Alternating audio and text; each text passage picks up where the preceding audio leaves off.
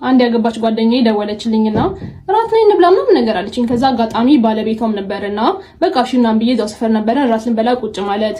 ከዛም በኋላ ራታችንን እየበላን በመሃል የሆነች ልጅ መጣችና በቃ ቅፍ አድርጋ ምናምን መሳመሩት አንገቷ ምናምን ገብቶ ሰላም አለ። ከዛም በኋላ ማለት በጣም ግራ ገባኝ። እሷ ጓደኛዬ በጣም ግራ ገባትና ከዛ ልክ እንደሄደች ልጅቷ ማነች እንደዚህ ሰላም የምትላት ምናምን ነገር አለች። ከዛ ምንም ሳያፍር ውሽም አይነች አለ። አፉን ምንድነው አይኑን አፍጥጦ ነው የሚባለው አፉ እንዳለ ከዛ ውሽም አይነች አለ። ከዛም በኋላ እንዴት እንደዚህ ትለኛለህ ብላ በቃ በጣም እንትን አለችው። ከዛም በኋላ በቅርቡ መኪናን ገዝቶላታል ቤትም ገዝቶላታል ምናምን ነገርና ምንም የጎደለብሽ ነገር የለም። አዎ ስለዚህ በቃ ጸጥ ብለሽ ኑሪ፣ ይሄን ማጣት ካልፈለግሽ ጸጥ ብለሽ ኑሪ አላት።